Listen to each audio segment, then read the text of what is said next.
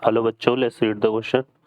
Question says, question if z equal to x plus iota y, xy not equal to 0, satisfy the equation z square plus iota z bar equal to 0. Then mod of z square is equal to option है 9, 1, 4 and 1/4.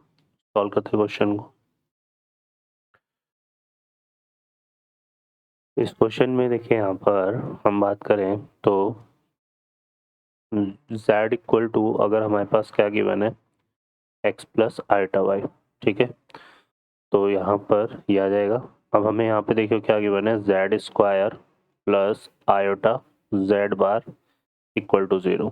तो इसमें हम क्या करते हैं, इसको लिख सकते हैं z square equal to minus iota z bar. अब इसमें दोनों तरफ मॉडुलस ले लेते हैं, तो ये हो जाएगा mod of z square equal to minus iota z bar का मॉड.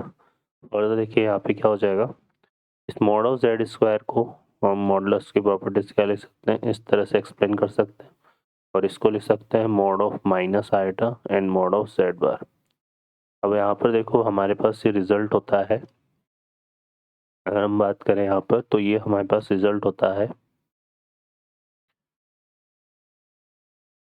कि mod of z equal to mod of z bar हो जाएगा.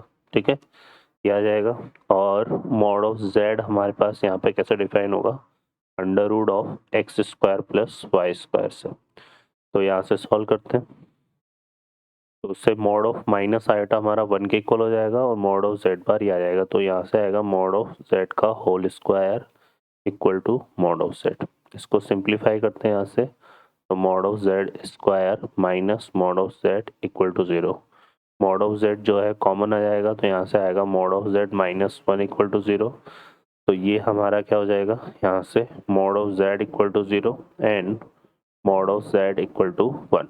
ठीक है, अब मॉड ऑफ z की वैल्यू तो 0 हो नहीं सकती, क्योंकि इसने बोला हुआ है यहाँ पे कि x y will be not equal to 0, है ना. तो x और y मतलब दोनों में से कोई 0 नहीं है, तो ये तो पॉसिबल नहीं है.